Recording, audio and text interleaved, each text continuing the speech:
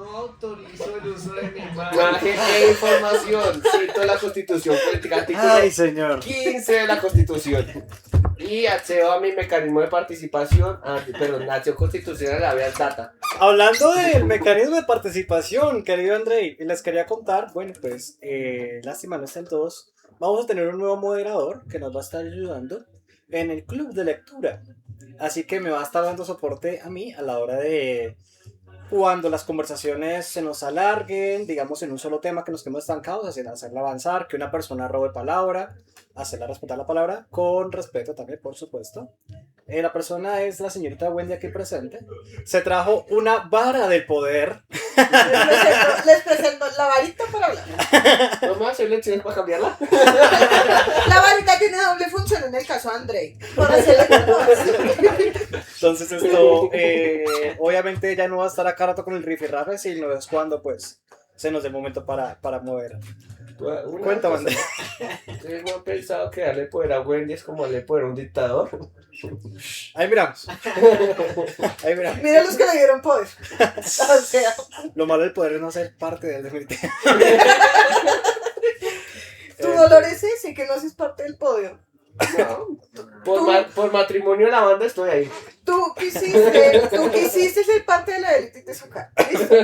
Entonces, pues bueno, chicos, muchas gracias por venir. Sé que a lo largo pues de la sesión van a llegar más personas, pero podemos empezar los que estamos aquí. Veo caras nuevas, caballerísimo ilustre, ¿cómo vamos? Bueno, no es nueva, él y yo ya hemos compartido en la segunda versión de En ¿Esa la es primera y en la tercera? No, segunda. la primera. Ay, en la primera y en la La primera segunda, también, sí, Pues tenía tres del club club de lectura, sí señor. Sí, Sí. sí, la Esto, segunda no fue no tan sé si buena nos quieres como la contar algo de primera. ti, para yo no presentarte a ti, sino tú presentarte a No, pues hola, mucho gusto. Todos y todas.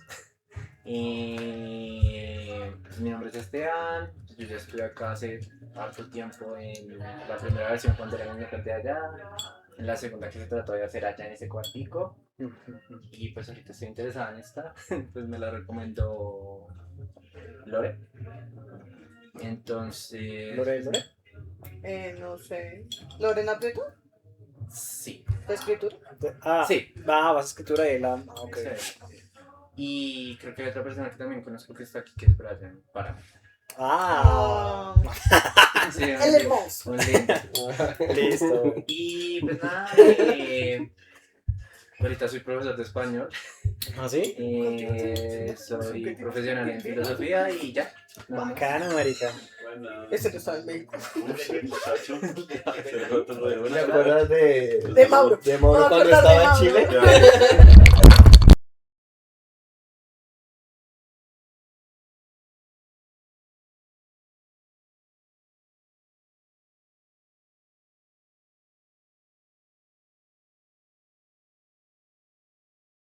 Ah, bien. Perdón, Cevita, no lo vi. No te preocupes.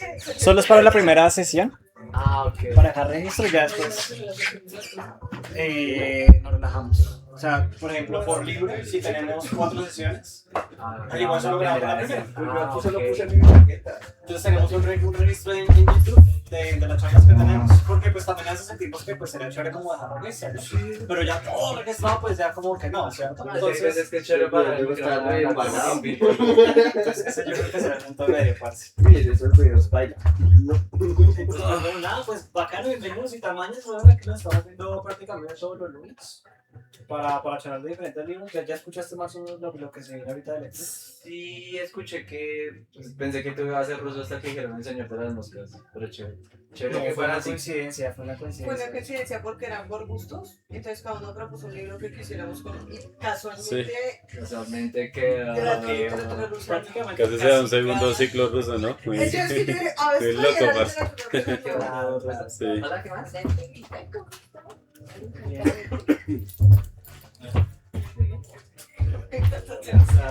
Lore, tú, Lore. Y te mandé mis 2 Lores.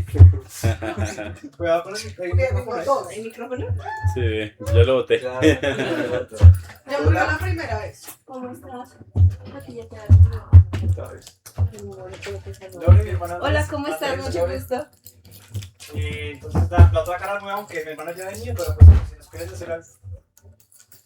No, estoy de vacaciones, ya había venido una vez ese día que fue lo que Esa vez debatimos, fue como Israel. Ese día solo se me invitó y Ah, sí, vine me a acuerdo. escuchar. Sí, sí, sí. Sí, sí, claro, estamos hablando de Palestina. Entonces nada, aprovecho para venir también. Bacán, gracias. No, Pues o sea, nada, yo voy a aprender. creo que vamos a empezar nuestra sesión.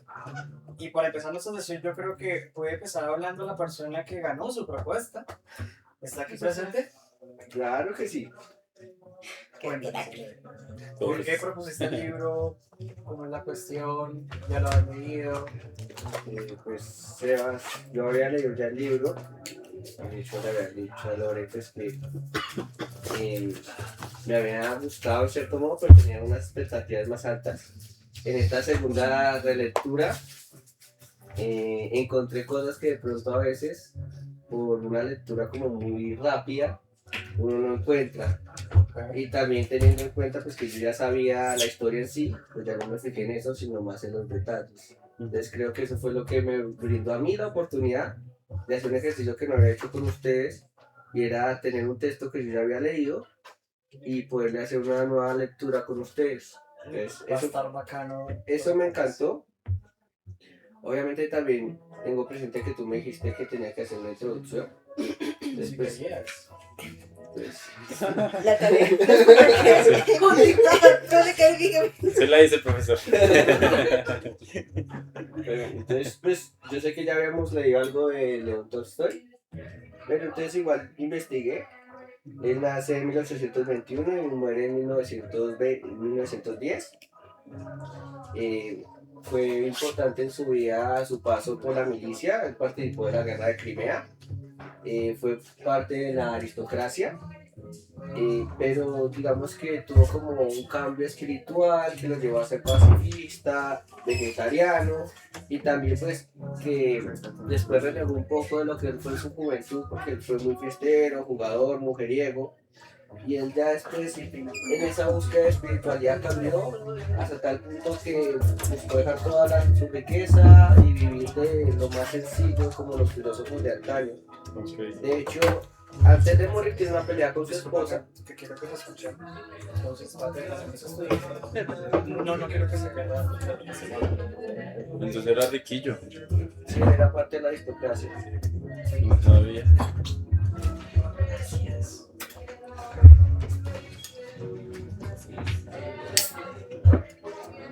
Regalas una.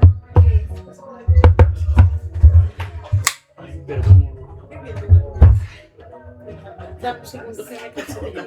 ¿Me regalas una soda de blueberries? Una soda de blueberries. No, no, no. No,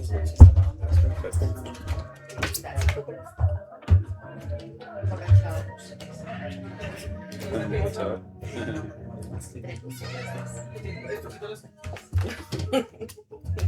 No, dale la otra.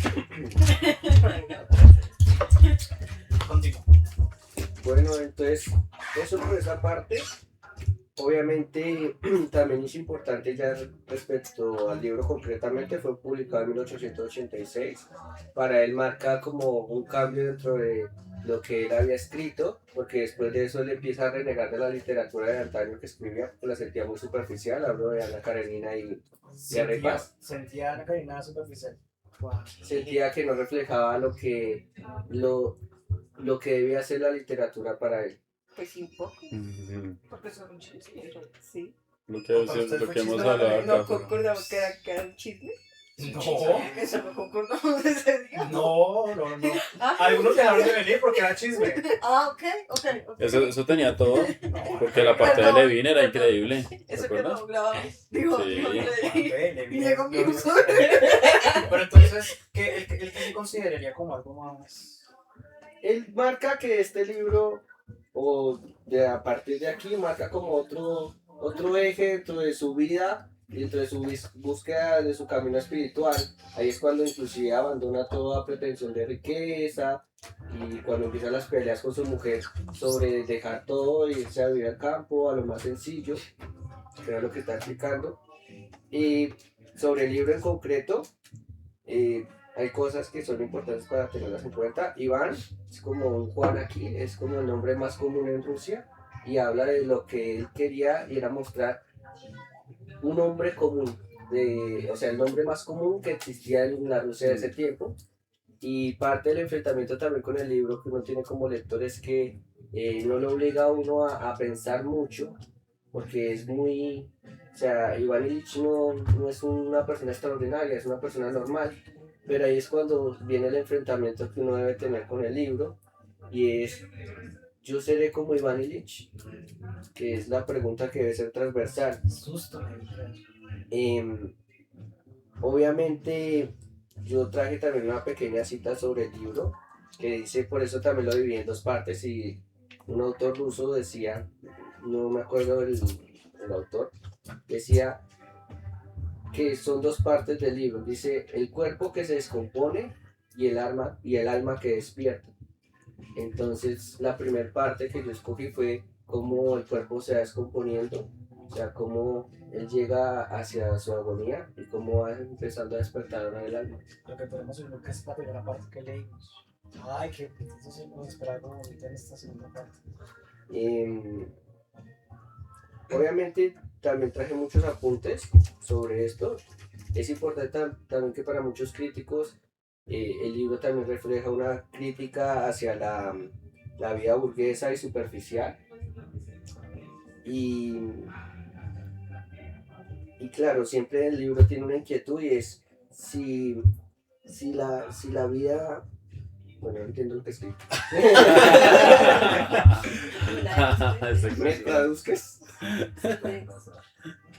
No saben escribir. No vida mal, sino vida que parecía muy bien, dice. Y es una Ah, ya. inquietud. Ya me Se acordé. copió. Ya me acordé. No, es que yo iba leyendo y iba apuntando al otro lado.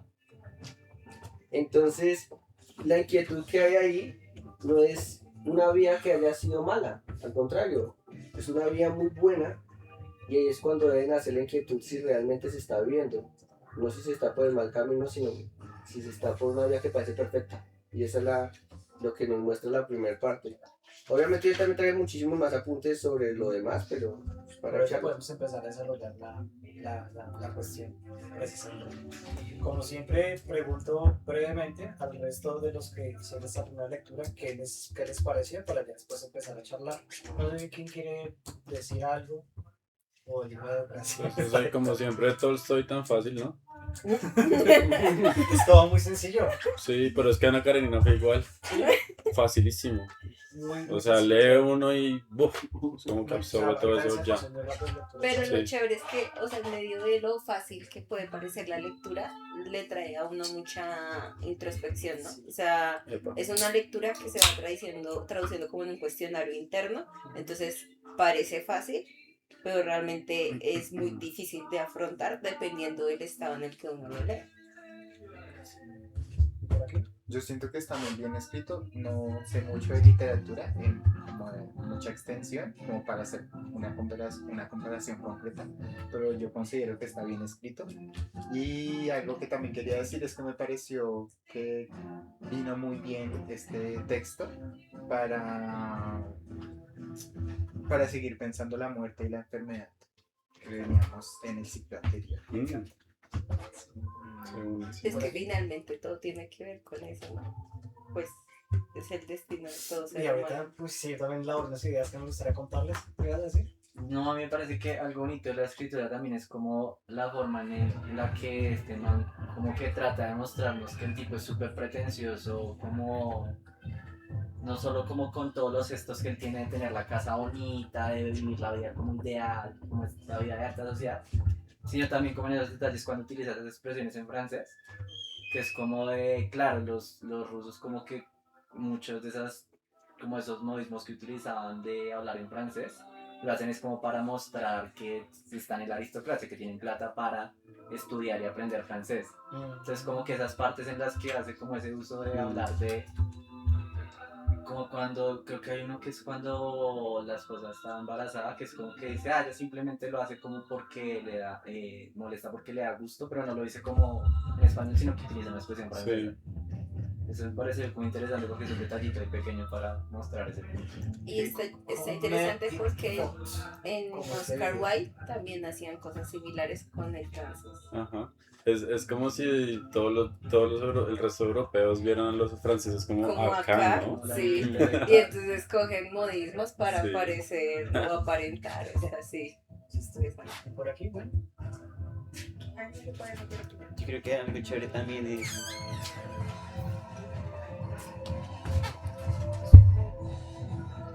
Pues estoy en modo moderador. Ay, gracias. le puedes dar una empanada. ¿De qué es una empanada? Oye, me haces un favor, ¿me puedes dar 2 empanaditas más, por favor? Ay, pero ¿tienes arepitas de cuajada? Wendy nos va a ayudar con la moderación. Para eso es ahorita. Yo, El que tenga la varita. cuando las cuentas se hagan de control, que haya que moderar, entonces Nada ya más vamos a linda ver. concédeme. Sí, ¿Qué vas a decir? Hemos puesto que conseguirse una caracola. ¿Qué vas a decir? Que también estaba chévere como ese batado de agua fría que uno tiene de lo ridícula que puede llegar a empezar la muerte, ¿no? Por cualquier cosa uno se puede morir. Entonces fue chistoso, es incluso gracioso porque es polémico. Y justo cuando uno está mejor, ¿no? Justo cuando estaba más contento, más emocionado, cuando había entendido que la vida era otra cosa y no era solo el trabajo y que lo motivaba a algo más. Justo un golpe, marica, una bobada. Sí. Y que ni siquiera es un golpe que uno diga Sí, gravísimo, ¿no? claro. Muy raro. Es como un mensaje bonito como la fragilidad. Sí, La fragilidad de la cosa. demasiado. Bueno, y ya con eso entonces empezamos. No sé quién me quiere ayudar a charlar, digamos, en las diferentes partes. Y ahí vamos dando nuestras anotaciones. Empieza a persona. No, pero falta braguitas por decir, ¿no? ¿Qué hablo? No le puso cuidado. Sí, Bueno, lo vas a pues hacer. lo puso atención con las personas que son Pero pruebas. eso, Si acaso falta que pero yo sí Falta Brian. Bueno, Yo no dije que Brian. Ah, bueno. Por favor, una cosa rápida es que yo le voy a llevar la contraria a Delta. A mí se me hizo muy raro los tiempos y la forma de narrar las cosas. Como que se me descuadra muy feo, a mi parecer. Porque primero es muy descriptivo y de la nada empieza con lo narrativo y es muy apresurado. Entonces, en ese sentido se me hizo como muy apresurado, muy agobiante que sea en ese ritmo. Y no. O sea, como que le falta. Pero como que salta de repente. Sí, como O que sea, hace un salto repentino Pero que entiendo la idea. de la descripción a la narración de parte de los personajes. Sí. Sí. ¿Tienes algún ejemplo que hayas leído en el que no sientas eso? Como que esa transición sea más fácil. Mm, Pues de lo que alcanzo a ver es, por ejemplo, el capítulo primero empieza a hablar el narrador omnisciente, ¿no? Contando sobre todo los puntos de vista de cada uno, pero ya después aunque también ahí en el primer capítulo tienen una mezcla de ambos, descripción y narración. Entonces, a esa parte sí la siento algo equilibrada. Del capítulo 2 al 4, más o menos. Es todo indescriptivo y después sí empieza la narración. Y, Claro, no sé, es como que ese golpe se me hace muy raro. Yo quiero mencionar respondiendo al disentir. No sé si de pronto tiene que ver, pero yo pensaba en la traducción, me pasó mucho con Ana Karenina, como intentar buscar una traducción, con Ana Karenina antes de comprar el libro busqué, bueno, cuál es la mejor traducción o la que más recomienda para leer el texto, y en relación a eso compré el texto, y con este no lo pude comprar, pero miré primero la traducción, el PDF que había compartido Andrei, y lo empecé a leer y dije, no es que me haya desagradado, pero dije, quisiera buscar otra para comparar, y al final terminé leyendo otra traducción, entonces no sé si de pronto más adelante podemos mirar quién hace la traducción en cada versión como para chismosear Y eso. tenemos cuántas versiones. A mí me gustó también ¿Tres? bastante la del Tengo- PDF, me parecía que en ciertos momentos quizás mira. cambiaba cosas, pero era más descriptivo, más... Sí. Como que el sí. lenguaje lo enriquecía más que en esta versión que yo era la que había Voy a leído. poner Ah, ok, no. a la de Ah, Pink. tienes una Sí, Blackberry, sí, o sea, es como la de ellos. Sí. Sí. Con dibujos y todo, pero sí está chistosa la que encontré. Entonces no sé, como que me voy a opinar mucho respecto a eso. ¿Leíste esa versión que Sí, encontré una Nanas Archive, pero sí está chistosa porque es como muy... O sea, está feita por lo que no es como bien diagramada, sino como parece como copiada así de Word. Sí. Entonces sí, de pronto yo no me percaté mucho de esos detalles. Yo respecto a lo que estabas diciendo tú de la editorial, justo yo le pregunté a la IA cuál es la mejor editorial para leer este libro y me puso que Penguin. Ok. Sí. No sé si lo hacemos rápido. En el PDF que yo tengo, la traducción la hace Juan López Morilla. ¿A ustedes quién le parece que hace? Augusto Vidal. Augusto Vidal. Sí. Al principio. ¿El mismo? No, buen título.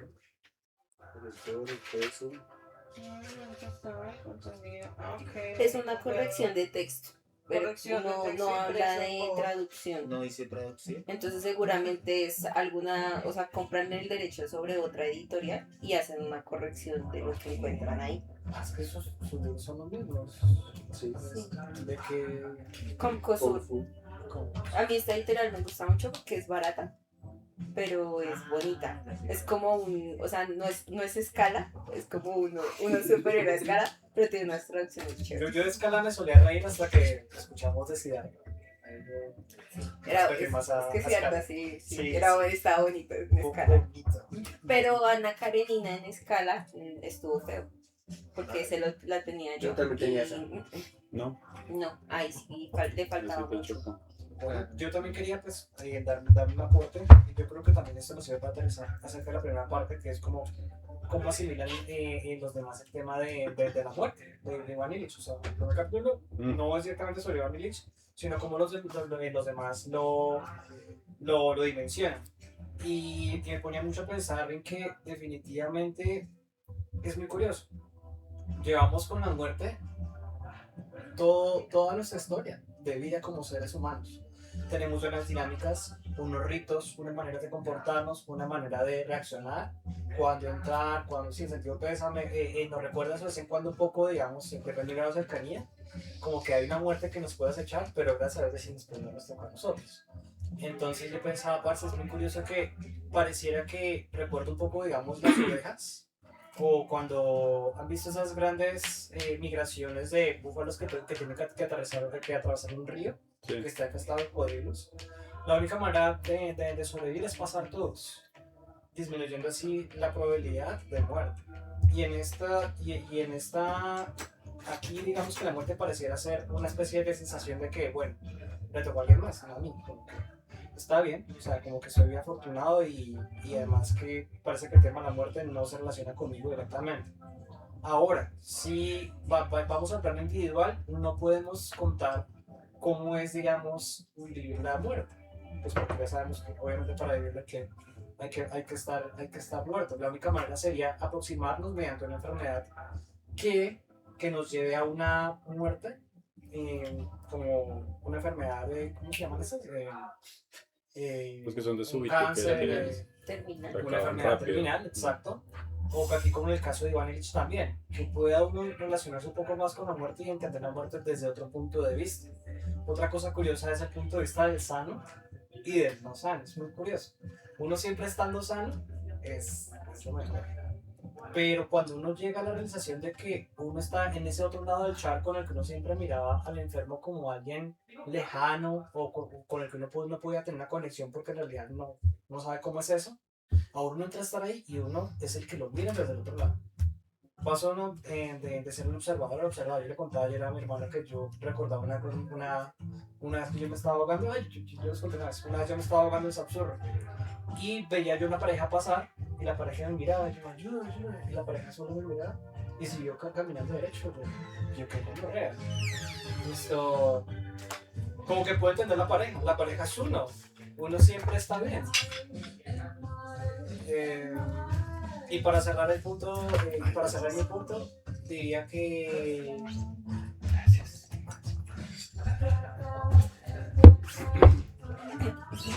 Se me olvidó. No. No, se me olvidó. André. Pues en principio algo que se me olvidó decir es lo que decía ahora es importante porque algo que leí sobre Tolstoy es que él digamos que describe mucho y hace narraciones desde afuera, que es diferente un poco a lo que hace Dostoyevsky, que es más desde el interior. Entonces, cuando yo volví a leer el texto, me acordé que yo leí este libro a la par con Memorias del Subsuelo, y en ambos me narran la vida de un funcionario, pero en Memorias del Subsuelo el funcionario sí enmarca sus odios, sus temores, el rencor que tiene hacia ciertas personas, las frustraciones que tiene. En este libro de Iván Ilich, por el tipo de escritura de Tolstoy, él muestra es cómo es la situación alrededor, qué es lo que sucede y narra. Y realmente no recuerdo, pero creo que él nunca habla en primera persona. Lo que hace es narrar cuáles son las situaciones y cómo se está sintiendo, que de pronto a veces quizás lo que nos choca a nosotros de la escritura de él, que no llega uno a quizás a entender la mente porque él no pone esos fragmentos, él simplemente te muestra todo el escenario por fuera y te da todas las herramientas para que tú puedas construir y entender. O sea, tú te armas lo que debe estar en la mente del man, a diferencia de pronto de Lord Dostoyevsky, que sí creo que sí lo mete a uno ahí en el debate. Yo creo que va por ahí el debate. Pues yo creo que también es intencionante el autor, ¿no? Desde la muerte nos muestran que es un tercero. Tiene nombre y apellido. Me parece que es precisamente lo que él quiere hacer, que él, tanto el espectador como todo el círculo de él, entiendan la muerte. No la muerte desde quien la vive, sino cómo se sufre o cómo se sobrevive a una persona que fallece desde afuera.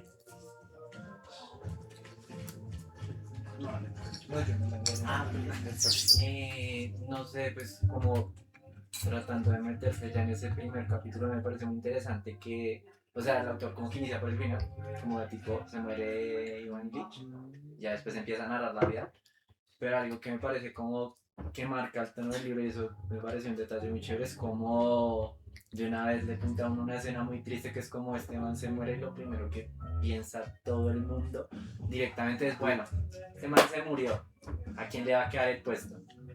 Y eso es algo que es bastante fuerte porque uno dice, uno, digamos, uno se mete como en ese tema existencial y algo que uno tiene de pronto como ser humano, no sé si es universal, es que siempre hay como una propensión a pensar qué va a ser el mundo después de la existencia de uno. O sea, tipo, uno piensa, digamos, bueno, yo me muero y ¿qué va a suceder con lo que yo dejé como si uno dejara algo? O sea, tipo, ¿qué va a suceder a futuro después de que uno ya no exista? Y es algo muy deprimente porque uno diría, ¿será que...? Y eso es algo que de pronto el libro no responderá después de... ¿Será que es que este man pensaría que cuando se muriera todo el mundo iba a decir como, bueno, otro más y ¿dónde está el puesto? Entonces eso me pareció como un detalle que marca el tono del libro muy chévere. Sí, yo de hecho quería hablar sobre ese punto de vista. Y quería refutártelo, creo que me parece deprimente. Es más, me parece supremamente lógico y es la manera en la que siempre hemos funcionado. Sino que digamos, logro entender que es el cómo lidiamos todos con la muerte de alguien. Es un poco cruel. Y eso es lo que puede... Uno esperaría que al resto no le importara más, pero en realidad no le importa mucho. De pronto la familia de uno, un poco más, ¿no? Porque estamos compenetrados. Para mí que Pepito Pérez se muera o no, pues yo me alivio porque ya después yo puedo llegar a la casa y puedo bañar porque estaba ya sudando estar allá en ese funeral, marica, me tomo algo y marica, listo ya, lo que verdad. Digo, uy, qué bueno, habría como, amor, no sé qué, sí, esa persona, pero yo estoy bien, estoy relajado. Y la persona ya deja de ser. Entonces, si uno, digamos, busca intentar lograr ese amor, esa atención en el que todo el mundo te llora y todo el mundo yo creo que uno puede caer en una especie de trampa, en cuanto a el comportamiento de uno podría cambiar en función de... Yo, Sí, Yo- vas tú, Lore, y tú, yo. tú primero. Primero solo Brian y luego. No. Sí, pero está mirando primero que decía. Digamos que con respecto a lo que tú decías, yo siento que los seres humanos somos, eh, digamos que de los pocos seres vivos de la Tierra supremamente egoístas. Nosotros normalmente siempre pensamos como si algo realmente fuera a pasar o fuera a ocurrir después de morirme. En mi trabajo tiene que buscar a alguien más.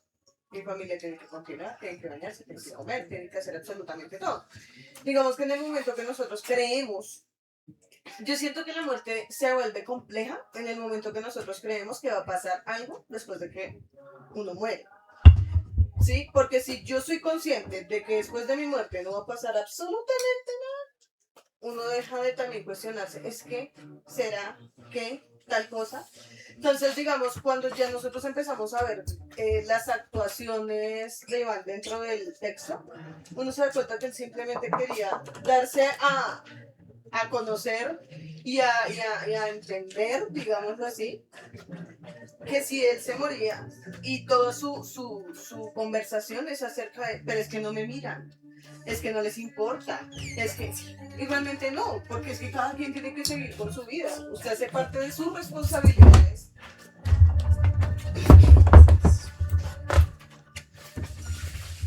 Digamos que hace parte de sus responsabilidades también afrontar que lo que te pasa a ti eres un ser individual y nadie más tiene por qué asumir o afectarse por lo que realmente a ti te está pasando. De pronto, como decía Sebas, porque hay un vínculo, nos interesa la muerte o la enfermedad de la otra, del otro. Pero si no hay un vínculo, no pasa absolutamente nada. Todos los días muere gente, muchas cantidades de personas. Entonces, digamos que ahí sí, digamos que refuto un poquito con Lore. Bueno, yo copio un poquito la opinión de ustedes dos, pero no me parece ni que sea ni triste ni deprimente y mucho menos egoísta. Es el ciclo natural de la vida.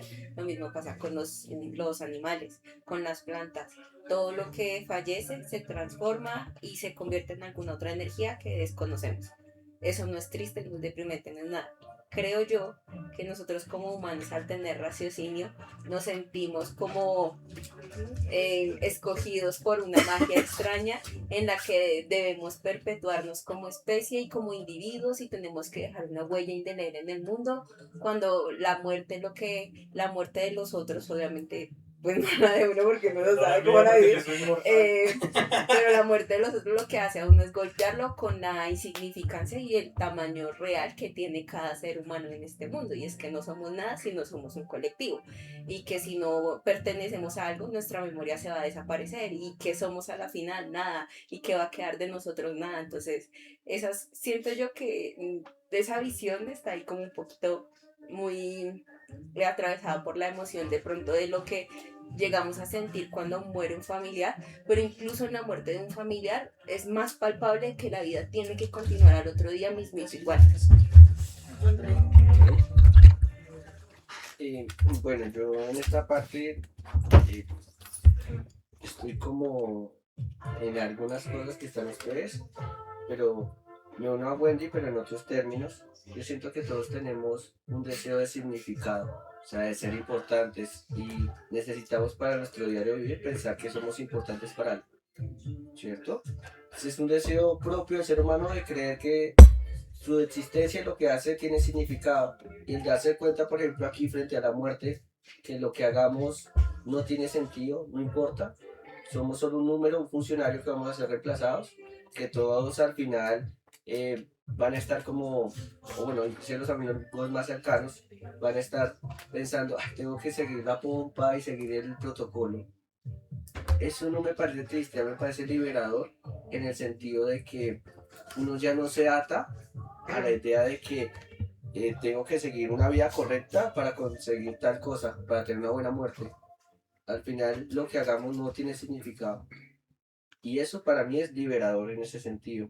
Ahora, por otra parte, me parece que hay un choque muy fuerte, porque obviamente más adelante lo desarrollan, pero ahí uno lo ve, y es cuando Iván Ilich ve que casi nadie lo ama y que casi nadie lo escucha.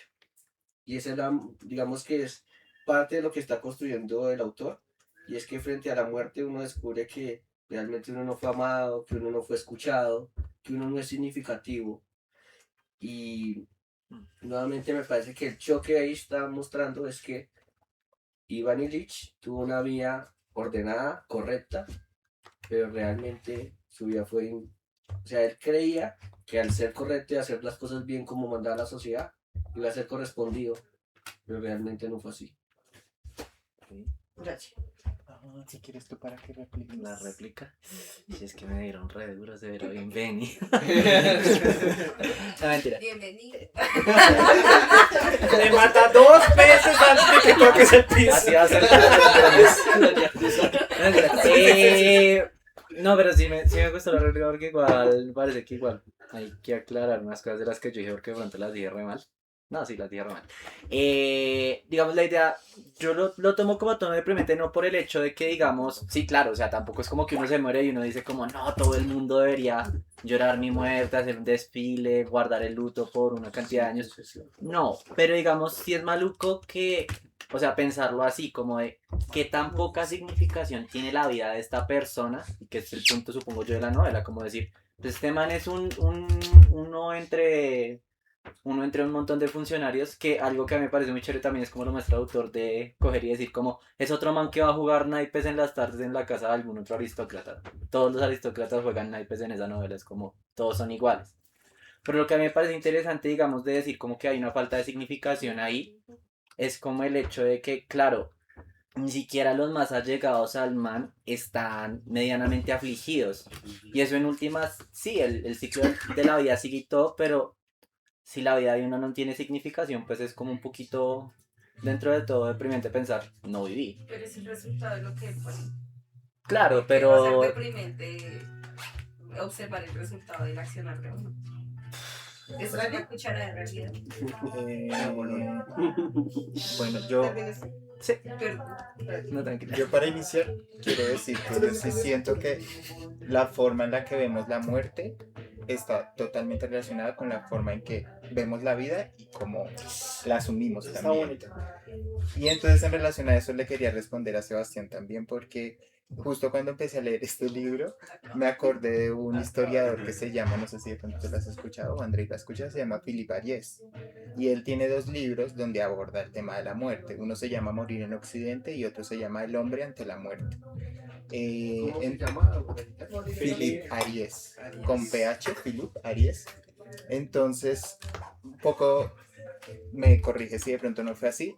A mí sí me parece fuerte, como lo dice Esteban, de como en el primer capítulo las actitudes que tienen sus colegas y en general los otros personajes de la muerte de Iván Ilich, como que sobre todo los colegas, como que en principio no hay un luto, sino como una manera, una necesidad de ocupar ese lugar que ya no está. Entonces, eso a mí sí me parece fuerte. Y también lo que le quería responder a Sebastián es que un poco lo que entendí que él decía es que la forma en que, o sea, entiendo lo que dice el texto y que un poco esa manera de abordar la muerte como de un poco materialista, como ya no está, entonces ocupemos el lugar, está muy normalizada hoy en día, pero me parece que eso no ha sido así siempre, que entendí un poco que era lo que decía Sebastián, como que eso ha sido así siempre de alguna forma. Y entonces, ya que es un club de lectura, voy a proceder a leer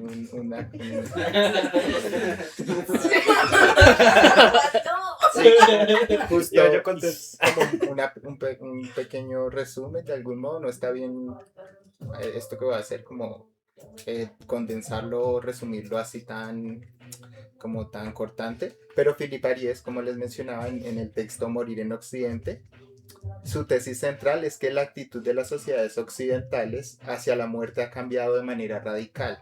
Pasó de ser un evento familiar, público y aceptado como parte natural de la vida a convertirse en un fenómeno oculto, medicalizado y tabú. Y Philippe Ariès, en este libro habla de unas etapas. Ariès explica esta transformación a través de 4 grandes mentalidades o actitudes históricas. Primero, la muerte domesticada en la Edad Media. La muerte era un acontecimiento familiar y cotidiano. El moribundo sabía que iba a morir, asumía el control del momento y se despedía de su comunidad con total serenidad, sin miedo ni dramatismo. Segundo momento, la muerte de uno mismo. A partir de los siglos XI y 12. Surge la preocupación por el juicio individual y el destino del alma. La muerte deja de ser tan colectiva y empieza a centrarse en la conciencia y en la responsabilidad personal del individuo. Tercer momento, la muerte del otro. Siglos XVIII al XIX. El dolor por la pérdida se vuelve tan violento y dramático que los supervivientes no aceptan la desaparición del ser querido. Aparece el culto romántico a las tumbas y los cementerios se desplazan fuera de las ciudades por motivos de higiene. Y por último, la muerte prohibida o invertida, el siglo XX a la actualidad. La muerte se oculta, se expulsa de la vida social, se esconde en los hospitales, se maquilla el cadáver para que parezca dormido y se prohíbe la manifestación del duelo. La sociedad actual trata a la muerte como algo indecente, sucio o vergonzoso. Eso, entonces para un poco contextualizar esta historia de la forma en que se ha visto la muerte. Estaría bonito después de poner sí, como una lecturita acerca de... Es muy largo. Pero es de eso. No recuerdo. Sí, bueno. podríamos intentar leerlo, solo que es como de historia, entonces puede ser un poquito de la Como hemos estado hablando tanto de la muerte. Nosotros dijimos que hiciéramos un ciclo historia. Bueno. Pero ya hay un... hablamos antes de la locura. Está chévere en algún momento dedicarnos de lleno a la muerte, porque es algo que atraviesa siempre todas las lecturas, y no solo lecturas, y aquí voy a también gracias por ¿Puedo hacerle un comentario Por- ahorita? No, creo que voy yo. Sí. Pero si ya vas después de mí. Entonces, anótalo para que se te olvide. Anótalo. Ya. Y la muerte no solo atraviesa este club en cuanto a la temática, que será interesante. Bueno,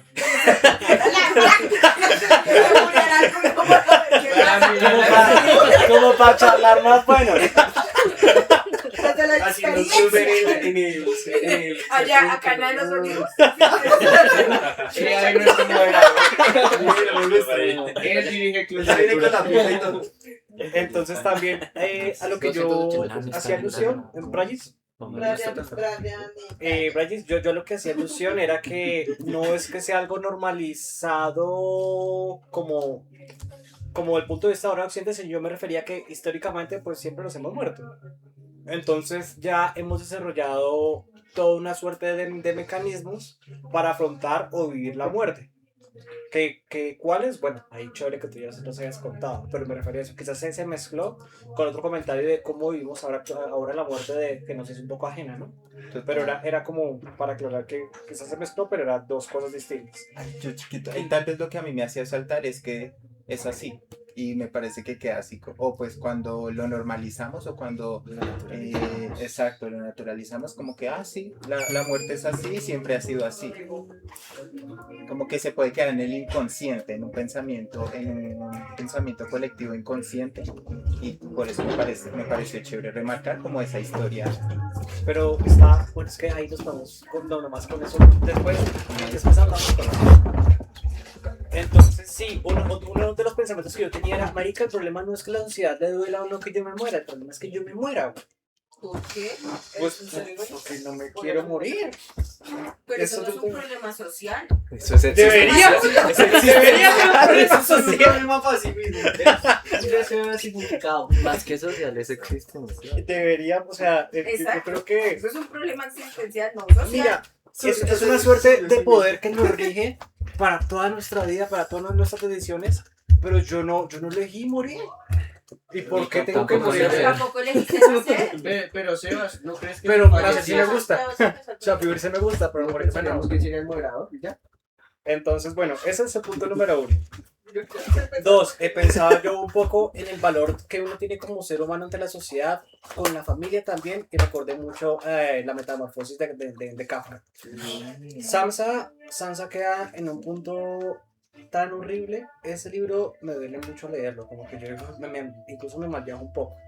Porque yo digo, el hombre, uno como hasta qué punto puede estar en función de simplemente estar hacia los demás y no con uno mismo, ¿no? Y si uno ve cómo termina Gregorio, pues, o sea, termina en un cuarto ahí olvidado, y antes la familia, pues, tiene un alivio, pues, de que esa monstruosa criatura murió. 3. Hay algo que me gustó de lo que tú dices, André, y que yo también lo he pensado, y es, podemos pensar y normalizar el tema de la muerte y decir, pues, huevón, sí, no me voy a quedar aquí sufriendo no sé, un mes llorando porque esta persona se muere, yo tengo que vivir la vida. Y es, vamos a pasarla bueno, vamos a disfrutar. Pero todo esto me gustaría es que nazca desde la elección. Si nace desde la elección, desde la decisión, desde la reflexión, como un concepto filosófico es muy distinto que salga desde una persona que solo está siendo inconsciente y vive el día a día según sus emociones, porque me parece que carece de un alma y como una dirección. Pero si está la decisión, me parece tan respetable y tan bacano que se haga, digamos, todo eso. Si es que alguien quiere vivir el duelo así, ok.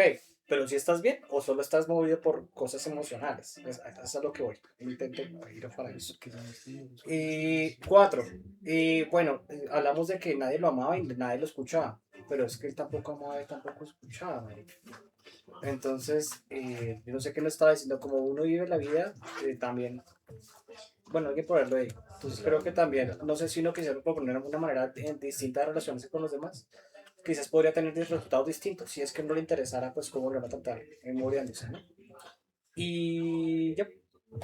Perdón, antes de que vaya André, tengo una pregunta. Tú sigues después de André, ¿cierto? ¿No? Andrés alza la mano, sí. Pero si no se la mano y... Después de mí. Pues él. Antes de Andrés. Sí, dale. Dale. No, dale porque te ibas ahorita. Tienes un comentario. Tienes Pero otro es que él apunte. es muy amable, tú quieres ser. No, yo también. Los que no han hablado quieren hablar, pero hablamos solo 4. Sí, bacán. Gran pregunta, madre. O sea, algo no Jacobo, ¿cómo es el nombre? Es que es la madrina. El Jacobo Ella es la Santiago. moderadora. No, Nicolás, ahorita le vamos a hablar. Si empieza, no va a terminar. Sergio, Yo, sí, que no bueno, escuchaba. ya que estaba donde estoy. Todo ese libro lo he leído recordando mucho Brad y Nicolás. el libro que tú pusiste la sosa, el de Milan Kundera, el de la insoportable levedad del ser. Y me hace pensar mucho en cómo nos vamos a tomar la muerte. Si es un peso, que se muere un amigo, de verdad vamos a sentir así de pesado y nos vamos a estar en luto, o soltamos todo eso. Entonces, como la elección, lo que tú decías, desde dónde vamos a tomar cada parte. Ya, lo he pensado eso. Es muy chévere pensar eso. ¿Qué vas a decir? Pues que era interesante también porque efectivamente hay un tema cultural muy, muy denso con cómo tenemos de tabú la muerte y no hablamos de ella, al contrario, lo que hacemos es alejarnos de la muerte porque la vemos como algo distante o porque la vemos tan cercana que preferimos distanciarnos mejor. Entonces yo no creo que no haya sido amado ni no haya sido apreciado, es lo que decías, Brian, ¿cierto? André. Es la que decía André de que no la habían amado, no la apreciaban, sino que efectivamente es un mecanismo de defensa que tenemos los humanos, sospecho frente a la muerte de alguien, y es como alejarnos lo más posible para que no nos afecte. Entonces yo creo que quería plantear como que no es que a él no lo hubieran amado, tal vez el libro lo plantea así, pero tal vez las personas lo que hacemos es alejarnos de momentos críticos porque lo vemos tan cerca que nos agobia, puede ser. Lo desconocido empieza a ser conocido y después lo que hacemos es alejarnos por miedo a vernos reflejados en la misma persona que está a punto de fallecer. Era como una cosa que quería plantear ahí respecto al trato con él, y relacionado con eso, como que también estaba pensando, en un momento que preguntaron la perspectiva del man que lo estaba cuidando. Y era chistoso porque el man decía, fue voluntad de Dios. Todos le imitaremos, replicó Gerasim, mostrando sus apretados y blancos dientes de aldeano. Entonces, sí. Entonces, ¿cómo lo percibimos nosotros desde nuestro plano? ¿O cómo lo percibe alguien que está más cerca de la religión? Sea cual sea la religión, la muerte, ¿cómo la percibe? Y también cómo la percibe un médico. Que hablaba también cuando decía el médico mismo, que me adelanta un poco y el médico me habla como yo le hablo a mis... Es que se adelanta. Entonces, perdón por eso y ya. Última cosa para a la persona que le colabora. Y última cosa y ya. Tal vez no se había muerto en una lectura de nosotros. Y última cosa ya. De hecho, 50 murió al inicio. De hecho, creo que El título es como los títulos de Dragon Ball, parce. Y ya última cosa ya para cerrar, y era como la casa también hace reflejo y el trabajo que él le hacía a la casa, o lo pillé por ese lado y es como que se esforzó mucho, la trabajó muchísimo, todo, pero al final la casa era como cualquier casa de cualquier persona y es nuestra vida misma, ¿no? Nos esforzamos, hacemos lo que creemos que es bonito, lo que nos llena, pero al final somos como cualquier otra persona, en nuestra casa es lo mismo. Y ya solo quería hacer esas tres cosas. Bueno, yo sostengo que durante la lectura no hablo de un sentimiento de amor, si fue apreciado o no. Me baso en que Iván Ilich, cuando le llega el momento de su muerte, por decirlo así, todo se origina por el dolor físico que él siente. De hecho, él en ningún momento entra en una crisis existencial de saber si verdaderamente su vida vale o no vale la pena que ha hecho con ella, sino que todo nace del dolor físico que siente. Él nunca entra a un debate filosófico de su cuestionamiento por una vida cómoda. De hecho, mientras que él tenga una vida cómoda, nunca se pregunta eso. Lo que me hace a mí crear la teoría o la hipótesis de que la muerte de Iván Ilich no es un enfrentamiento hacia la muerte, es como afrontamos el dolor. Dolor físico que él siente a través de su enfermedad. Y que verdaderamente es el dolor físico lo que nos lleva a cuestionar nuestra existencia. Si Iván Ilich no hubiera sentido el mismo dolor en otras circunstancias de muerte, tal vez nunca se hubiera hecho esas reflexiones ni se hubiera hecho cuestionar si verdaderamente era amado o no. Porque en toda la narrativa que tenemos en la historia, siempre él se desata cuando siente dolor. Mientras que él no sintiera dolor, él no le interesaba ni las que otras personas lo quisieran, ni tener una esposa estable, ni tener una relación estable. A él no le importaba nada de eso. Lo único que lo ambicionaba era cumplir sus metas, ganar dinero. Y mientras se da toda esa trayectoria, él vive bien. De hecho, él no le interesa el sentido o el peso de la muerte, por decirlo así. Es el dolor el que le hace enfrentarse a ese cuestionamiento de la muerte. Pero más que mirar a la muerte y decir no he vivido, es marica, estoy sufriendo, estoy en agonía. Es mi dolor el que me hace cuestionarme mi existencia. Y tal vez ese mismo dolor que él siente es lo que hace que en su muerte o en su funeral se genere ese desprecio hacia él, hacia ese individuo. Porque cuando un humano siente dolor, tiende a ser agresivo, tiende a ser ofensivo con otras personas. ¿Qué es lo que pasa directamente cuando él pasa esa noche donde se aísla totalmente y llega la esposa como con melancolía, como a decirle, venga, ¿qué tienes? Hablemos. Y él se comporta de una manera como muy tosca, muy cortante, muy agresiva. Y para mí no encuentro esa reflexión filosófica entre es que Iván Ilich se dio cuenta que hacer todos los recursos de la vida no valía nada ni nada de eso. No, yo solo veo perdón la expresión, a un individuo que siente mucho dolor. Y a raíz de ese dolor es que él comienza a cuestionarse.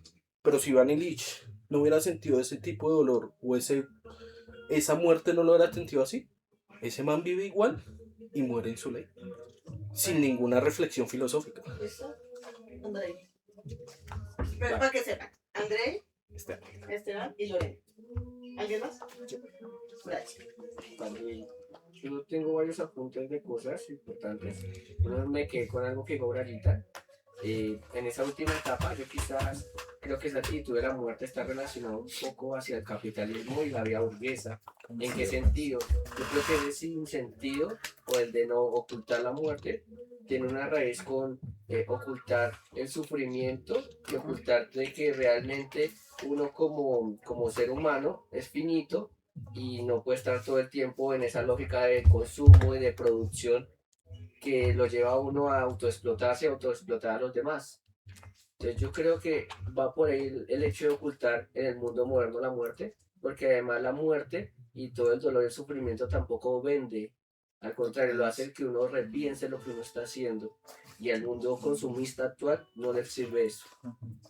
Eso por un lado.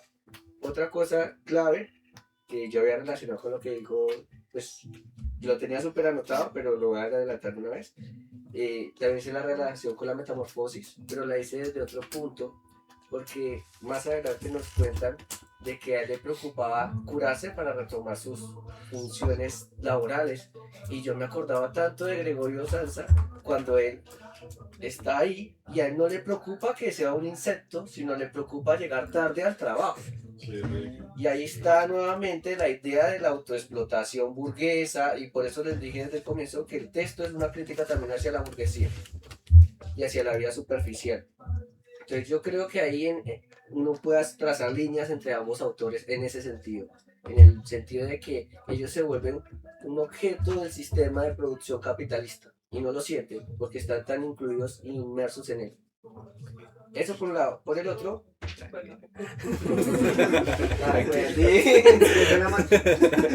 Se fue la ahorita. entiendo lo que dice Nicolás, yo también lo noté, pero yo lo tengo desde otra visión que creo que es más concreta, y es que obviamente todos quizás nos entregamos un poco a esta idea de la diversión para no enfrentar el abismo, que es parte, por ejemplo, de lo que hablábamos de la náusea alguna vez. Martes, miércoles, jueves, viernes. Llega el fin de semana, el descontrol, y luego volvemos a la misma rutina.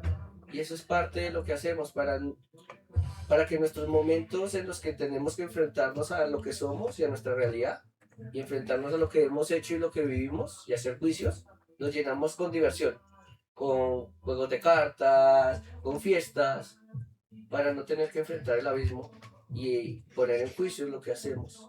Yo creo que, como dice Nicolás, no es el dolor, es ver el abismo y ver quiénes somos, y él solo lo pudo hacer en el momento que tuvo que estar encerrado en su habitación por el dolor. Por eso él quería retomar su vida normal para seguir omitiendo la realidad. Para aportar la última vez, el final de los capítulos 4, y tenía que vivir así al borde del abismo, solo, sin ninguna persona que pudiera comprenderlo y se compadeciera de él. Pero me queda una cosa.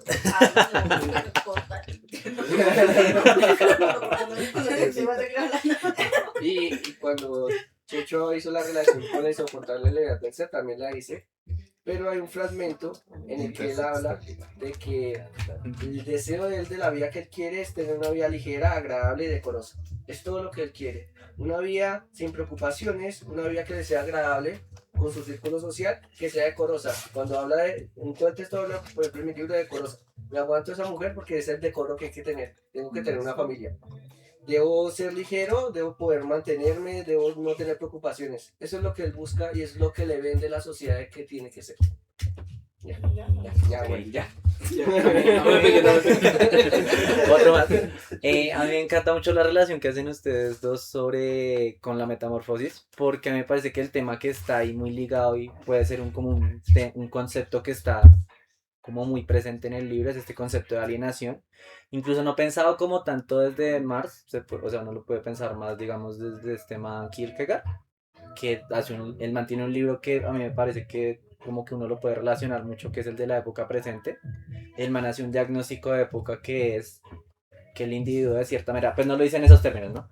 Todavía no había llegado Marx a hablar de alienación y tal, pero el man sí dice como en últimas los individuos terminan relacionándose con cosas distintas que están como en el medio de la propia relación. Entonces, por ejemplo, un ejemplo que da Kierkegaard es como sobre el dinero y las relaciones matrimoniales, que en últimas es si tú basas toda la relación matrimonial que tienes en el dinero, tú no tienes una relación con la otra persona, tú simplemente tienes una relación con el dinero. Y este man en últimas no tiene el man está tan alienado que el man no tiene una vida, el man tiene una relación con el decoro que le da estar en un puesto, pero al man le es indiferente estar en cualquiera de esos puestos. Man dice en últimas el que más me decoro me sirve. No tiene una relación como con su trabajo en últimas, porque él es como listo.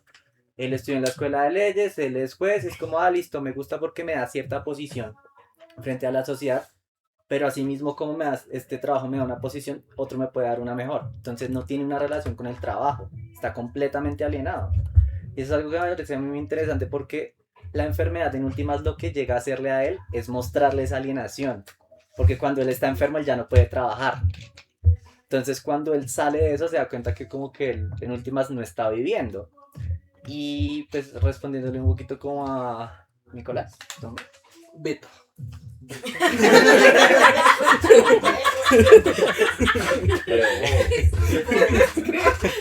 Sí, Nicolás. Resumiendo el como Nicolás, porque sí, o sea, él tiene razón totalmente en decir que sí, este man nunca se tiene como esta búsqueda super existencial, porque es algo que decía al inicio. Soy nuevo, me estoy aprendiendo los nombres. Algo que decía al inicio de André es como, claro, esta novela nunca trata como en profundidad la cabeza de... ¿Qué? Nunca trata... Es Enrique.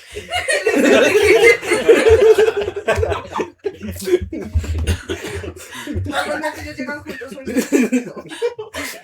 Algo que decía André al inicio de, claro, este man no es como Dostoyevsky que él se mete directamente en la cabeza de los personajes y empieza a meter como todo este conflicto existencial, sino que está narrando desde afuera. Entonces, claro, nosotros no, o sea, uno no puede ver esta búsqueda del sentido de la vida de Iván Ilich porque nunca es como él hablándonos, sino es desde afuera. Pero igual yo siento que desde, o sea, como que no puede rastrear como de cierta manera la intención del autor, que es mostrar todo ese tipo de conflictos existenciales sin meterse directamente en la cabeza de Iván Ilich. Bueno, un poquito lo que ustedes están hablando me hace pensar a mí mucho como culturalmente cómo se nos ha enseñado a estar presentes en la vida y a entender el proceso de la muerte. Entonces, estábamos hablando un poquito de que el luto y como toda esta tradición que hay en un fallecimiento y también esta mirada que tenemos ante la vida, ¿sí? De pronto lo que dicen, el dolor lo hizo estar como más presente o sentir más real el destino que todos tenemos, o tal vez el dolor lo hizo replantearse si sus elecciones habían estado correctas hasta ese momento. Creo que es algo que todavía no queda claro en la narración. Sin embargo, sí me hace pensar mucho que culturalmente importa mucho cómo implanta ese el significado o el proceso como tal de la muerte. Hace poquito yo estoy leyendo como unas cosas de arqueología y me encontré con el juicio de Osiris. Y me pareció una lectura de la muerte muy bonita que hacían los egipcios. Entonces, si bien para ellos la muerte sí era un proceso, era un proceso que era una continuación de su vida en otro plano, en el plano de los muertos. El juicio de Osiris, o bueno, una de las prácticas que hacían las personas a las que momificaban era retirarle sus órganos, todos sus órganos, menos el corazón. ¿Por qué no retiraban el corazón? Ah, bueno, y también había como la práctica de estar muy limpios para el momento de la muerte, como de irse uno muy pulcro a la muerte, con aceites, con perfumes, en fin. Entonces te embalsamaban y te dejaban tu corazón, porque se supone que tú ibas ahí al juicio de Osiris. Osiris tomaba tu corazón humano y lo ponía en una balanza con una pluma. Y si tu corazón pesaba más que la pluma, no podías acompañarlos a ellos al inframundo. Esa era como la dicha. Y era la invitación en la que, como que creo yo que hacían los egipcios a líderes y a personas del común, a que su accionar en la tierra los permitiera elevarse, estando muy tranquilos y con su corazón muy ligero. Porque iban a poder afrontar ese juicio y poder pues terminar como ellos querían terminar. Y me hacen pensar, ustedes que son un poquito más religiosos, me ayudan ahí con la corrección. Cuando uno va a Eucaristías de personas que fallecen, el padre dice como que acuérdate de tus hermanos que se durmieron en la esperanza de la resurrección o de la vida eterna, algo así. No recuerdo bien cómo lo dice. Entonces, porque también a pesar de que nosotros nos hemos criado en una fe católica de manera un poquito generalizando sin saberlo muy bien, ¿por qué seguimos pensando que ese paso es tan doloroso cuando desde la iglesia se nos hace el llamamiento de que es dormir para transicionar, se supone que a un mundo mejor? Porque sentimos tanta culpa ante la llegada de algo inminente y algo que reconocemos desde nuestro nacimiento.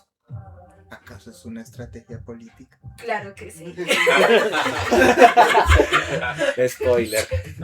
Y pues creo que tiene mucho que ver con lo que acá dice Andrei acerca de la mirada del capitalismo. Y es que el capitalismo nos quiere productivos, no nos quiere pensantes, no nos quiere existencialistas, nos quiere simplemente como una máquina que produzca para hoy.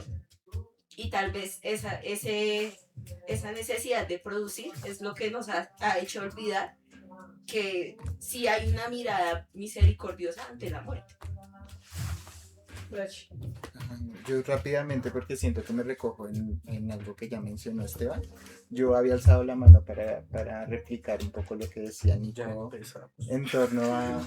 Me corriges igual si no fue así, como Igual. que lo que tú mencionabas era que Iván no le había interesado antes de la llegada de la enfermedad y de su pensamiento en torno a la muerte, lo que pensaran los demás. Previo a eso, él no lo pensaba. Y yo creo que, como lo mencionaba Esteban ahorita, y también el texto en muchos momentos lo va mencionando con el concepto que creo que era tú, André, y el que mencionabas, el decoro. Como que para él el decoro era muy importante, y trayendo nuevamente lo de la intertextualidad con la metamorfosis, hay una crítica a la burguesía. Me parece que coincido en eso.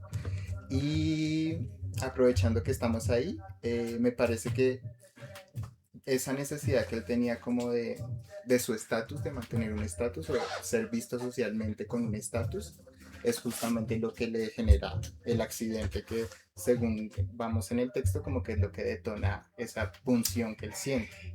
Claro. Quería aprovechar ahí para mencionar que me pareció muy divertido como ese devenir diseñadora de interiores que tiene Iván, y como que piensan las cortinas y piensan todo. A mí me encantó ese momento, como también pensando en Dorian Gray, que también este texto trae el tema del dandismo, como de los aristócratas que son un poco amanerados porque se piensan mucho como su estética.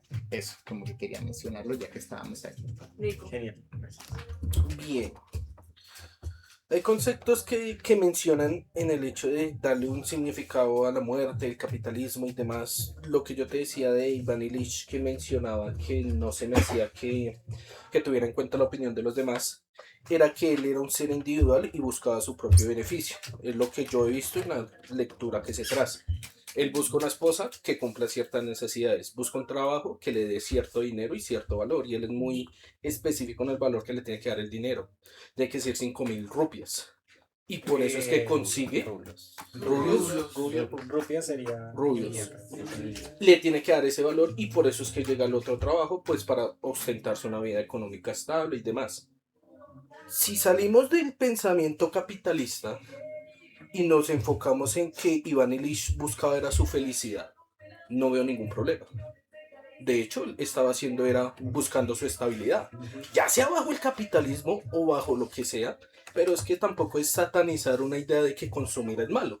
De hecho, no. El hecho de que tú funciones en un engranaje y que hagas parte de un sistema y te evite esas crisis existenciales, ese dormimiento emocional, no significa que sea malo. De hecho, funciona. De hecho, es lo que nos hace trabajar a nosotros como sociedad. Imagínense que todos fuéramos existencialistas. Sencillamente, la sociedad colapsa. No hay ningún logro desde esa parte. Pero para mí, este personaje no llega a una crisis existencial. No llega a ese entorno de cuestionarse qué he hecho con mi vida. No hay un quiebre directamente de él hacia esas preguntas. Él llega a cuestionar su existencia, ni siquiera su existencia, su vida, por su dolor. Tú mencionabas que él se ve hacia el abismo, pero es que ese abismo lo estamos relacionando con el abismo que coloca Dostoyevsky, pero en realidad él habla de un dolor, que acá lo quiero mencionar. Antes de decir vivo solo, al borde del precipicio, sin un ser que lo entendiera, que se apiadara de él, fue lo que tú citaste. Pero si nosotros leemos lo que dice anteriormente, espérame que ahorita le digo por cargar. ¿Cuál momento? Antes del capítulo 4. Antes de lo que dice de ese cierre. Aquí lo tengo, si quieres lo lees. Mira, dice así: comían y se separaban. Iván Illich quedaba con el sentimiento de que su vida estaba envenenada, de que envenenaba a los demás y que de aquel veneno, en vez de disminuir, penetraba cada vez más todo su ser, con tal sentimiento acompañado de un dolor físico y de terror. Vuelve al dolor físico, él lo menciona mucho. Él sentía que se estaba muriendo por dentro y que ese dolor era el que se transmitía a los demás. Necesitaba era acostarse y pasar la mayor parte de la noche sin poder dormir a causa del dolor. Y levantarse el siguiente día, vestirse, ir al celular, hablar, escribir o bien quedarse en casa y pasar 24 horas de sufrimiento. Él no habla de un sufrimiento existencial, habla de un sufrimiento físico. A él no le molestaba ir a trabajar. A él no le molestaba vestirse para ir a hacer su trabajo. De hecho, toda la historia nos narra que a él le gustaba. Era su felicidad. De hecho, para mí lo cruel de la historia es que él por la enfermedad pierde esa estabilidad que tiene. Y él es donde él se vuelve o se transforma una persona mal. O sea, para mí salir de ese, por decirlo así, encapsulamiento que llaman del consumismo, fue lo que dañó toda la existencia de Iván Ilich. Y ahí yo voy al absurdo. El hecho de que yo me dé cuenta de que hago algo y que soy un engranaje de un gran sistema, no significa que yo tenga que plantearme un existencialismo y decir, voy a dejar mi trabajo porque hago parte del engranaje y me preocupa mente solo trabajar. No, sigue trabajando igualmente. Sigue haciendo lo mismo porque es absurdo que te rebeles. Porque al fin y al cabo tu vida carece de sentido y va a carecer de significado siempre. Ya sea que trabajes o no trabajes. Y para él nunca entra ese absurdo, porque él era feliz haciendo su trabajo. Nunca lo discrimina. O sea, para mí, eso es el punto clave. Yo no sé, yo tengo muchas cosas que decir Esteban respecto a eso. Andrei. No sé, es que me parece muy raro decir que el tipo es como un ente individual, como que directamente todas las cosas las hace por él mismo, porque digamos hay una primera parte en la que le empiezan a explicar a uno como la historia de él estudiando leyes y tal, donde él empieza a formarse un ideal y ese ideal no lo forma de manera puramente individual, no es como que él aparezca y diga yo quiero tener una vida decorosa simplemente porque se le aparece como algo dado y bueno, sino porque él empieza a estar dentro de una maquinaria social que es como él hacía las cosas de una forma hasta que llega como a conocer a todos estos juristas que actúan de otra forma y se adapta a ese medio. Entonces me parece que es un poquito extraño decir que el tipo es un sujeto meramente individual y todo lo hace por él mismo, cuando igual dentro de todo hay como una visión de sociedad que influye en las decisiones que él toma.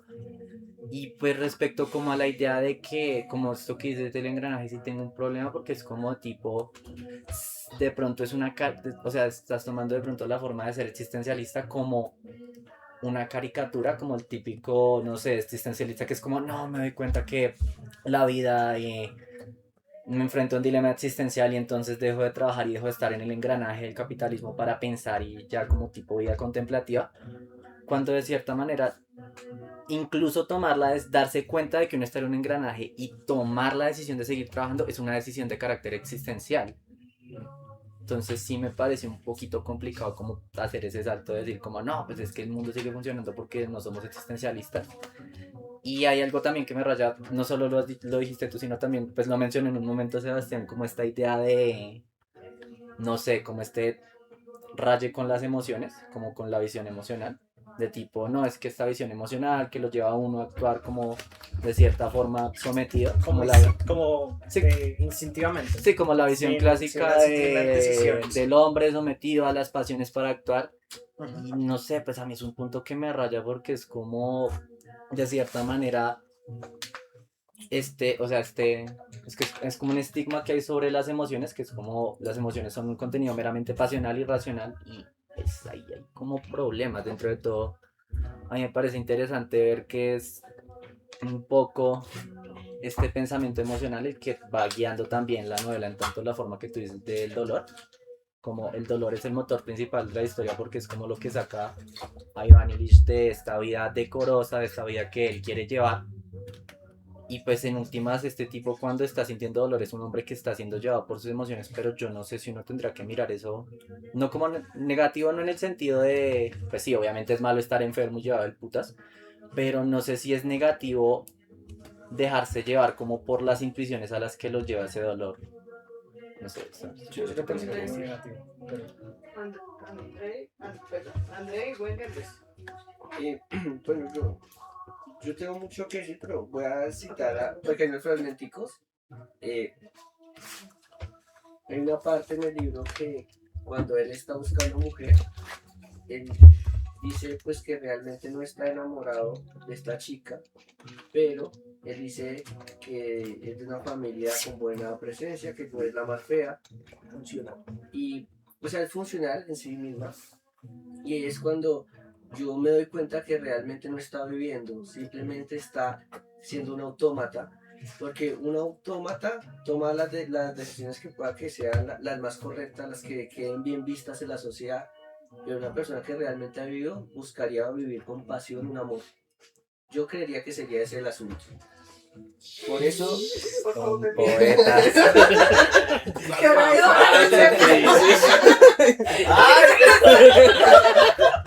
Qué bueno, qué bueno que esa frase haya quedado grabada. Son más. No podemos pasar por Qué buena frase. Puede ser lo más machista del mundo que quieras, o sea, todo permitido. Pero con hombres, dice.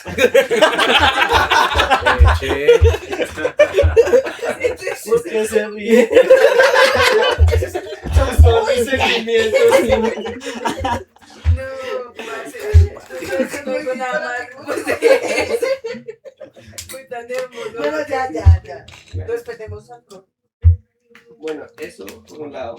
También obviamente yo anoté aquí una frase que había visto en redes sociales que decía, un abuelito estaba con un niño y le preguntaba sobre cómo escoger mujer.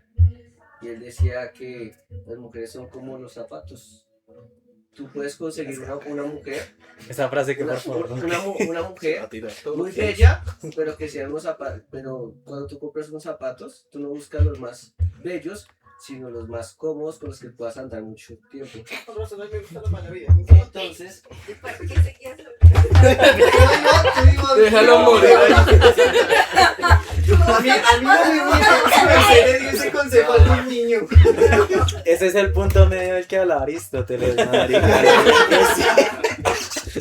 ya. Bueno, guapas, cambiarte. Por favor. Ahora, por otro lado, yo sí veo que él sí se enfrenta al abismo y tengo un fragmento para mirarlo. Y es cuando él se va al campo y él dice lo siguiente. ¿Al campo?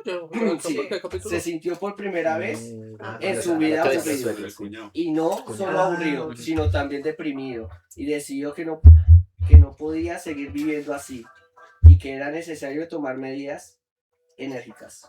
No aguantaba la vida en el campo porque le hacía pensarse y enfrentarse a sí mismo. Por eso optaba, por eso optaba él por entrar en ese automatismo.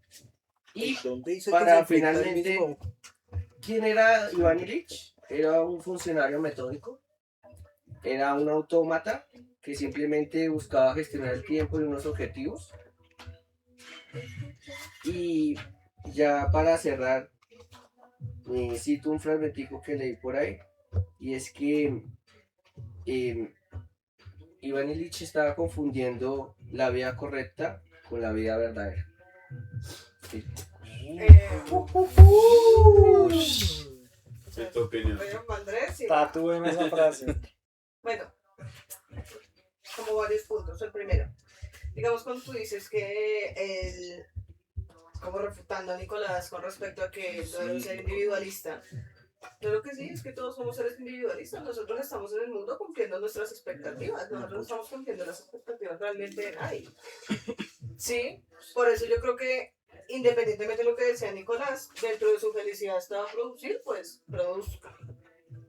Yo creo que nos hace parte de una sociedad equilibrada el hecho de que hay gente que produce, hay personas que producen todo y hay otras personas que se quedan en el yo no quisiera ser parte del sistema.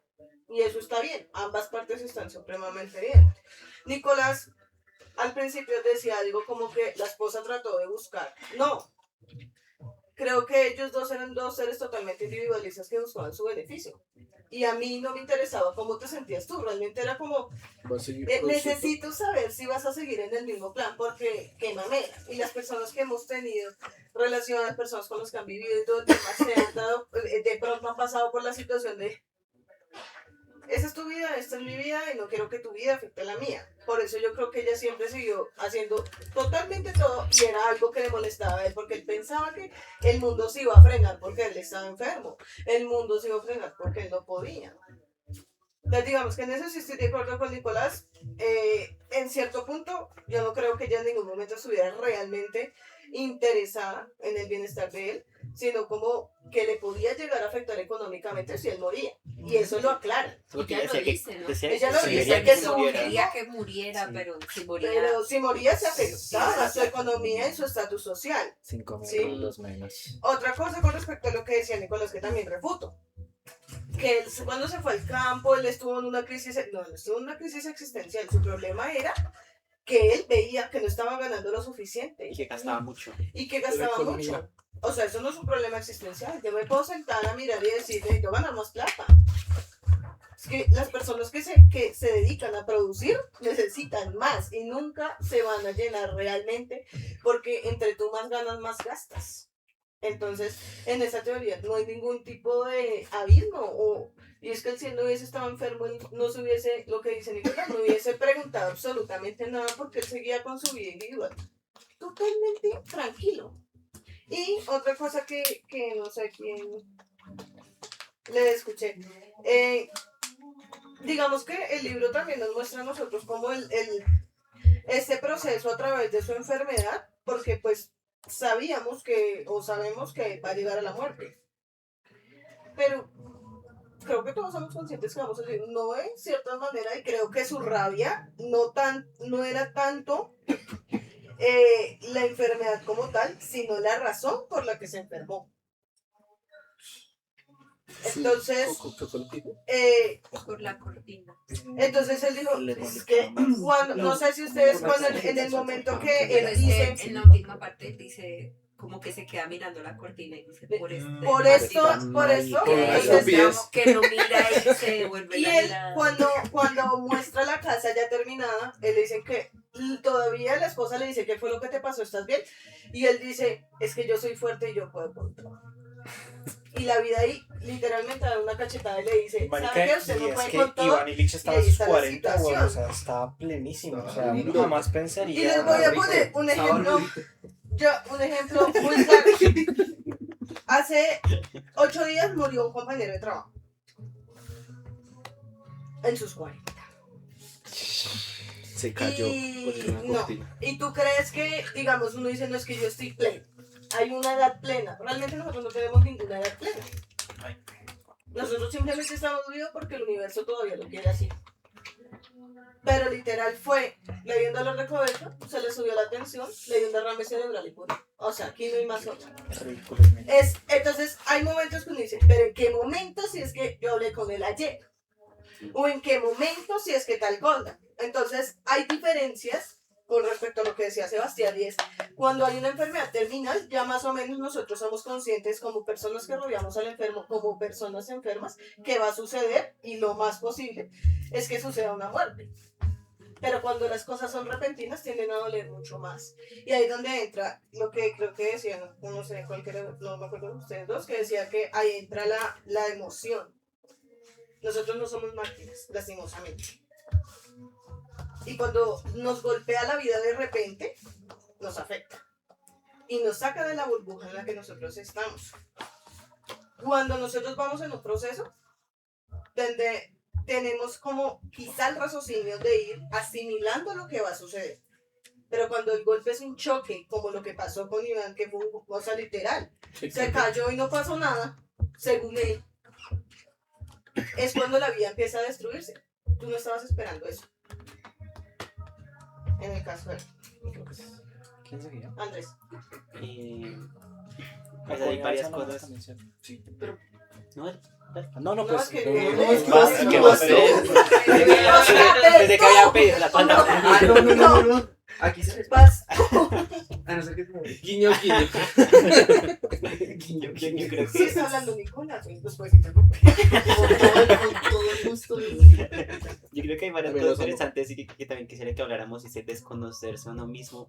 En el caso de Iván, en la parte física, cuando llega a ver su reflejo y luego empieza a mirar la foto, y era como mierda, que me he convertido y creo que Cuando está flaco, sí. sí, y esa parte es muy, muy chévere también, y algo como el retrato de Henry también me venía a la cabeza, es ese momento en el que la persona vive el día a día, que es lo que tú hablabas de las enfermedades crónicas, y uno no se da cuenta del cambio que ha tenido, y es como esa cachetada de realidad que tuvo Iván en ese momento de mierda, este soy yo y por qué estoy así, este verdaderamente soy, sí, pues, soy yo. Entonces creo que es una parte muy importante también del libro que nos muestra una cosa chévere. Y segunda idea que referente a lo que hablaba Nicolás, sí, el tema del dolor y para ¿cómo es que se llama? Verdad. ¿Qué te- Verdad. Tema Más ahora lo va a poético. decir así. En ese momento sintémonos en la época en la que estaban, y bueno, desde mi punto de vista, pues yo soy médico veterinario, y he tenido pacientes y abordan el tema del manejo del dolor, y es uno justamente de los campos que a mí más me gusta de la medicina, y es el manejo del dolor. Eso es lo que más. Sí, es de lo que más me gusta en mis pacientes. Y es como uno ve el cambio. He tenido muchos pacientes que dicen que son agresivos, que tienen un temperamento, pero que en realidad no es que sean agresivos, sino que el mismo dolor desencadena la agresividad. He tenido pacientes que se lamentan de una zona, primates que se mutilan la cola, se quitan el brazo, se quitan los dedos por dolor. Entonces, creo que si hablamos de sufrimiento, si hablamos de sufrimiento y hablamos de la época en que no había medicamentos para manejo del dolor, ahí ya empieza a cambiar todo y es como mierda, ¿cómo hacía para manejar un dolor tan hijo de puta en ese momento y no cambiar y no hacerse odiar, sino tener que seguir viviendo y tener que seguir una realidad? Entonces era como esas dos cosas que quería. Es que viste los diagnósticos de mierda. Claro, y todos El tienen riñón flotando. Es eso. Para mí toda esa medicina O el- de antiguamente era tan sí. mierda, weón, o sea, Le todo lo falta que su- nos dio ahorita. Sí. O sea, mal. Claro, Que un riñón que flota, que putas, marica, Sí. no se hace nada. Que el intestino vacío. Que metalizándose La para puta de tenerlo, naritas, para lo que tenerlo hago, bien. bueno. Carajos, maricas. ¿Qué? sí, es muy loco. ¿Qué se hace? Que era la receta de Hipócrates. Se reiría. Ya habías terminado. Esteban, ¿Ya habías terminado? No, iba a- Ya habías terminado. Guau. ¿ya casi? No, iba a Dale, Ah, Jacobo. No, yo era más que nada para dar dos cositas. Bueno, tres. Uno, Bueno, gracias a su merced, todos los libros que has traído, has recomendado son buenos. Solo he ganado dos. No me importa si él dice que Noches Blancas es lo mismo que las penas de Ay, poder. no. No me No, importa. ¿Qué es eso? ¿Quién dijo eso? Ese animal, No, esa bestia, no no me le importa. creas, Ese no libro le es hermoso creas. y este también. ¿Quién dijo eso? El segundo punto es, así tan como anecdótico, él les enseñó a jugar a ellos Whist.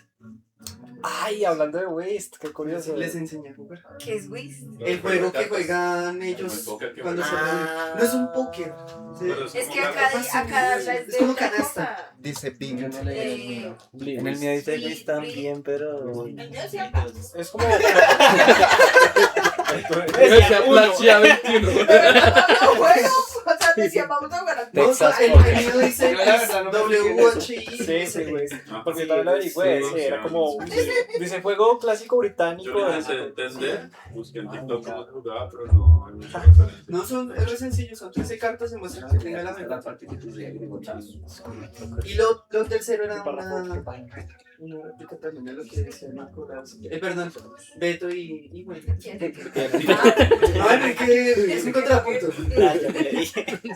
Entonces, Yo soy Claudio. el man, Está subrayado. sí tienes toda la razón, el man es muy lógico. El man, en vez de buscar como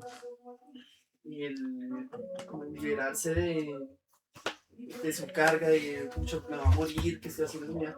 El man simplemente llega y dice, empieza a analizar la sala donde se cayó, ¿no? Y empieza a buscar contra qué se golpeó, porque ya sabe qué fue lo que lo hizo resbalarse.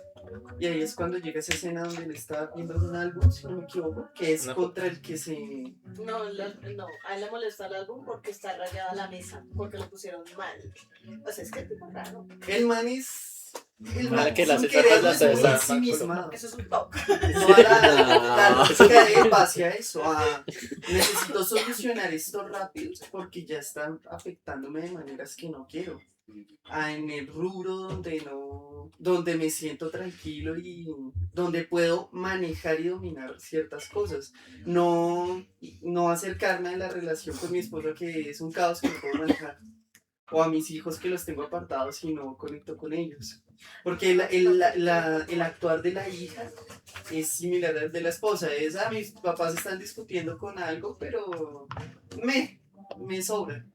El hijo está por allá con sus estudios académicos y el único que se ve afectado es él, contra él mismo. Ya, espera. Ay, no, es que... No mentiras, Esteban. Esteban, Lore y Nico. Esteban, no, Brian, no, va Esteban, Brian, no es no. nada trascendental ni nada. Es Esteban, Brian. Lo y dices Lore. así. Brian, tú vas al final. ¿No? Entonces Esteban, Brian, Lore. Que sobre volviendo a pelear otra vez como con con la tesis de Nicolás de que no hay ningún momento como de conflicto existencial. Creo que la última parte, o sea, hasta donde leímos, cuando el man habla del silogismo, a mí me parece que es como muy, o sea, re fuerte, porque el tipo dentro de todo, pues yo metiéndome un poquito todavía a defender que es muy existencial, es como esta idea de el man está angustiado, trayendo un poquito como esta idea de Heidegger, que es como el man está angustiado frente a la posibilidad de la muerte. Él se da cuenta de que en últimas la muerte ya le sobreviene. Y es como muy chévere ese momento en el que el man está como puto con los médicos, como que dice, es que me dan diagnóstico de que el riñón flotante, del intestino, no me acuerdo qué tal es esto. Y el man dice, no, es que lo que me viene es la muerte. Y me parece que hay ahí como algo fuerte en términos de, él se está ya está preguntando totalmente por su muerte y es algo que es completamente de carácter existencial. Ya que habla de ella, ¿no? Ella como la muerte, sí. Ella. Y un punto también sobre como esto que hemos hablado del individualismo. O sea, yo entiendo y uno tampoco eso es como excluyente de como el conflicto existencial. Claramente uno se preocupa por uno, o sea, uno se preocupa por la existencia propia. Cuando uno dice, con lo que tú decías, por ejemplo, yo me preocupo como por mis cosas y tal, claro, es como yo me preocupo por cuáles son las cosas como que me atañen o que me importan, pero pues dentro de esas cosas que me atañen y que me importan también está la figura de lo otro, o sea, uno no es totalmente como me importa mi persona y todos los demás son simplemente medios para fines que yo tengo. Creo que todavía no operamos así, sería bastante triste que operáramos así, la verdad. Pero si es como no es excluyente, o sea, uno puede pensarse que uno tiene una cantidad de motivaciones que no son completamente egoístas, sino que pues buscan siempre como el bienestar de un otro. El silogismo, solo quería preguntar, ¿silogismo lo de Cayo? Sí, ¿Cómo es? sí. El gallo es humano, por lo tanto... Es el mismo de Sócrates. Sí, Uy, yo me leí. Por lo tanto, Son por premisas que te dan saber una cómo conclusión manejarlo. final. Pero Así se elaboran y ese me pareció interesante es porque el man como que en un punto menciona el nombre del, como eso es un manual de lógica. El man que hace el manual de lógica fue como un estudiante de Kant, creo, es rollo. Y el tipo coge su silogismo que todos los de filosofía les enseñan, que es como Sócrates es hombre, todos los hombres son mortales, por lo tanto Sócrates es mortal, pero el man como que era alemán y cogió el nombre, fue en latín, por eso es que es Cayo. Muy interesante.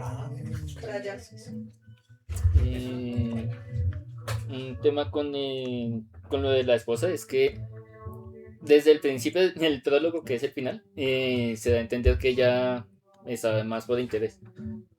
Y en el comienzo de su relación se ve que ella sí estaba enamorada de él, pero después empezaron las conveniencias. Lo que a mí me sirve, a ti también te sirve, lo que no, pues genera conflicto y no sé qué.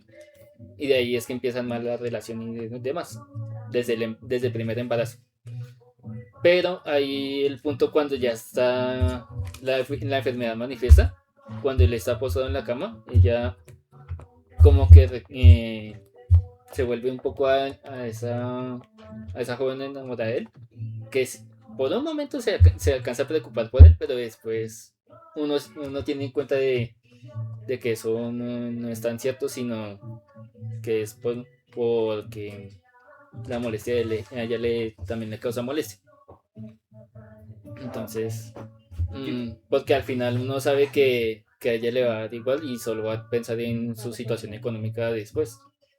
Y uno lo sabe desde el principio, porque desde el funeral ya dice que lo que busca es plata. Y cuando dicen que no, y cuando el amigo de Iván le dice no puede conseguir más plata, entonces ya le da igual todo el funeral y demás. Entonces, como esa dualidad entre el sentir y el necesitar algo físico. Yo quería preguntar algo. Dijiste la joven que estaba enamorada de él. O todo el momento estabas hablando de la esposa. La esposa, pues, la misma. Ah, ok. La esposa hace 20 años. Ah, Sí. ya. Cuando Cuando baila, bailaba. porque él Cuando tuvo bailaba, aventuras de juventud, ¿no? Sí, Sí, Algo pero cuando rápido, lo algo conocí. rápido como con lo de que decía, ellos tuvieron pérdidas, ¿no? Sí. No, Dos, pero es que dos, quería hablar 4 de niños. eso sí. ahorita, marica. Pero es que el man es un catrigo de puta, o sea, se mueren los hijos y le dice como, o más peleara con esta vieja. Exactamente. Entonces, Sí. como eso, Uy, Ahí va el punto. Ujú. O sea, realmente si a él nunca le importó ni siquiera los hijos porque los tiene que importar. Madrina, yo quiero pedir- Mira. Madrina. Madrina. yo quiero pedir un torito. Ah, ok. por si quieres mirar por acá. Pipiti, papiti. Bueno, pues mi primer apunte era súper estúpido con referencia a eso de que el man le daba fastidio que le rayaran las cosas. Y es como, me parece tonto porque es como, pero que espera que siempre el lugar fuera a estar como en el mismo estado. Pero me encuentro a mí misma muchas veces en esa situación, ¿sí? En la de, por ejemplo, un libro nuevo de no querer tocarlo mucho, o algo de ropa como que no querer usarlo mucho porque se va a dañar. Y me parecía como algo, o sea, cuando lo leí fue como, pero qué tipo tan estúpido. Y luego es como, pero es que uno hace También eso, tiene esa- entonces como que... Hay momentos que no se vuelve así. Y luego, Como que pues, chilloso. ya cuando Ethan habló del existencialismo, no sé, lo que pasa es que creo que, no sé por qué, cuando uno habla de existencialismo sataniza mucho la corriente y la lee como una persona que es muy hiperputa. ¿Sí? O sea, es como lo que yo entiendo. Y lo poco que yo he leído de existencialismo, por ejemplo, yo leí a Sartre. Y yo sé que él mantiene un libro que se llama El existencialismo es un humanismo. Y es una tesis que él desarrolla en la náusea. ¿A qué alude esa tesis? A que el existencialismo es humanismo, porque al poner al hombre como el eje de todo y no tener como alguien superior, lo que hace es humanizar y ponerlo como la criatura importante, ¿sí? Obviamente ahí hay por debajo, pues como, no sé, como lecciones sobre la angustia, sí, como el miedo ante la posibilidad de la decisión y el miedo inminente también ante la posibilidad de ser libre. Pero sin embargo siempre la tesis del man es como el miedo existe, pero usted también existe. Y sea lo que sea que usted vaya a hacer, acá hay que proceder, hay que enfrentarlo. Entonces, como que satanizar que el man fuera o no así, o que algunos de los protagonistas que hemos leído, como que se añadan o sigan esas directrices de vida, pues me parece tonto. Porque finalmente también yo siento que se necesita también mucho coraje para enfrentar la vida de esa manera, como sin la esperanza de que algo más va a cambiar porque el destino ya está predeterminado. Ahorita respondo. Oye, pero qué casualidad que todo el mundo lo quieres apurar, pero tú no te quieres apurar. ¡Ay! Me estabas apurando, Estaba calibrando mi reloj. ¿Qué sigue? Brian, No, pero ahorita, tipo, Brian, ¿Cómo están los ojos? Brian y Andrés. ahí. Y Nicolás. Nicolás. Nicolás alza la mano. Yo solo que solo es como. Chubo alzando la mano media hora. Ah, pero sí. Yo pensé que estaba Sí, Brian, Nicolás, Andrés Yo le lanzo y una Esteban. pregunta. Por fin, porque ya está. ¿Cómo pasa el tiempo? Entonces, Brian. En efecto, rápidamente lo que quería mencionar es que ya que Brian traía a la mesa como el tema de la esposa, como alguna de las muchas críticas que tal vez se le pueden hacer a la esposa, yo pensaba en los roles de género, mucho en relación a ay, se me fue. en relación al embarazo, pero iba a decir otra cosa. Ah, ya, que me recordaba a Ana Karenina, como que aparece, si mal no estoy, el concepto de la independencia. Y en un momento Iván Illich, cuando sucede el tema del embarazo, él siente que se le vulnera o puede perder cierta independencia. Y eso le pasaba a algunos de los personajes masculinos en Ana Karenina. Entonces me parecía interesante como para traer eso, el tema de esos roles de género que se pueden ver trastocados. Porque justamente cuando sucede el embarazo, Iván Illich no entiende por qué la esposa cambia o por qué le pide más atención. Sí, pues justamente nace una nueva vida, requiere un cuidado, pero aparentemente solo ese cuidado solo tiene que correr a cargo de ella y él tiene que luchar por su independencia. Entonces eso quería mencionar. Desde 1880 hasta el soltero. Entonces eso. Está chévere eso, y como la persona, rápido, como la persona al nacimiento de una vida requiere atención, y como la persona cuando está a punto de morir también lo que quiere esa atención, y como bonito que bueno, Como naces, Por eso deberían mueres. Interesante. Por eso deberían dejarlo morir. Ah, Iván Lich. ¿Quién sigue? ahora sí. Andrés. Ay, sí, ahorita. Es como yo me estoy robando el turno. No. Yo te iba a hacer una. No te calles. Pero espérate que me empiezo. Ve tú y yo ahorita mato. No, pero creo que va Nicolás. Ah, Nico. Sí. ¿Sí? Yo voy de Igual a últimas. Dios, Esteban primero. No, Iván, Nico. Bueno, pero Y creo que Nicolás va Esto después se de volvió Andrés. una dictadura. Desde hace Igual a poco. Virus, Yo hago ¿quién caso. va? Yo hago caso. La varita de Tocó El aceptar man. el modelo social y está ese chino. Sí, esto acá la democracia pasó a segundo plano. ¿Cómo fue que ¿Quién dijiste? va? ¿cómo le vas a replicar a alguien con una ¿Cómo fue que varita? No se dijiste puede. cuando empezamos? Con otra Ay, varita ya más nos grande. ganó. Suena muy fácil. Lo chistoso es que yo la pseudomano derecha del dictador. Que yo estoy aquí callado. Pero ¿quién sigue? ¿Quién sigue? Como dijo Sebastián. ¿Yo? Yo. Pensé que me iban a quitar el turno. No, me estamos esperando. Bien. Están diciendo que sigue usted. Hay algo que menciona. Bueno, André habla de una crisis existencialista que Wendy dejó claro y reflejado que en realidad nunca entra en una crisis existencialista, no ve ningún abismo, sencillamente se preocupa por finanzas económicas. De hecho, en todas las lecturas se habla de eso. Luego tú mencionas un encuentro al existencialismo bajo el silogismo de Cayo, del cual es un capítulo que analicé bastante. Y dice, el capítulo 6 con la célebre silogismo Cayo es un hombre, todos los hombres son morales, por consiguiente Cayo también es mortal, suele leerse como el punto donde Iván Illich se enfrenta racionalmente a su propia mortalidad y fracasa en asimilarla. Pero conviene leer el capítulo completo porque Tolstoy mismo indica que la lucha filosófica es secundaria y que en verdad gobierna el estado del personaje es otra vez el dolor físico. Inclusive cuando su merced menciona ella, él no hace referencia a la muerte. Ella no es la muerte contemplada en el abstracto, cosa que según Epicuro ni siquiera podría experimentarse. Mientras nosotros existimos, la muerte no está presente.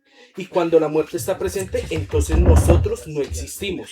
Epicuro, carta a Meneceo. Ella es la proyección de un cuerpo. ¿La cita o lo La de cita. Epicuro? Mientras nosotros existimos, la muerte no está presente. Y cuando la muerte está presente, entonces nosotros no existimos. Epicuro, carta de Meneceo. Ella es la proyección de un cuerpo que duele sin tregua. El terror de Iván Illich no es cuestionar la tesis epicuriana en el plano lógico. La muerte en sí como ausencia seguirá siendo nada para él. A él no le preocupaba la muerte. Nunca le interesó. Para él no existía la muerte. Lo que Tolstoy retrata no es el miedo lógico a la nada, sino el miedo fisiológico y sostenido al sufrimiento que antecede a esa nada. Lo que verdaderamente le preocupaba a Tolstoy, a Iván Illich, era que estaba sufriendo. De hecho, ese análisis que hace de Cayo no llega en ningún momento. Y durante toda, tengo varias citas, sino que no lo pero es cito. que a él sí le preocupó la muerte. y lo No, dice. durante tenemos todo. ¿Saben que yo tengo un sensor Miren, de hecho, hay varias partes. Agáchese aquí. Miren, Iván Illich se Sácate veía. varita. Hay un caso. Batalla de varita. Nicolás. Mira, Perdón. hay un capítulo, hay un pedazo donde dice Iván Illich se veía morir y invadía continuamente angustia. En el fondo de su alma sabía que debía sucumbir y no solo no estaba acostumbrado a aquella idea, sino que no la comprendía ni la ponía en ningún modo comprender. Esa incomprensión, el fracaso del silogismo aplicado a sí mismo, no es un problema puramente lógico, es la incapacidad de aceptar mentalmente algo que el cuerpo está infringiendo como sufrimiento activo. La prueba está en la frase que cierra el intento de distracción intelectual del personaje cuando busca refugio en el trabajo del tribunal. Póngale cuidado lo que hace Iván Illich. Más bruscamente el dolor reaparecía de nuevo, empezaba su fanea rodeadora. Iván Illich escuchaba, trataba de alejar de él el pensamiento, pero el dolor continuaba su obra y la muerte se erguía ante él.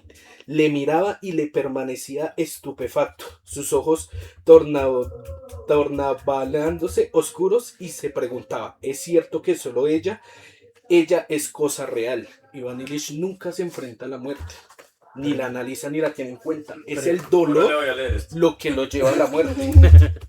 Los que están leyendo, como Nicolás, por favor, corto porque faltan hartos. En la boca, el mismo mal sabor de las otras veces. Se le cogió el corazón, se le enturbió la cabeza. Dios mío, exclamó. Otra vez, no se acabará nunca. De pronto vio las cosas desde una perspectiva completamente distinta. El intestino ciego, el riñón, se dijo. El problema no está en el intestino ciego, ni en el riñón, sino en la vida y la muerte. Sí, antes tenía vida y ahora se va.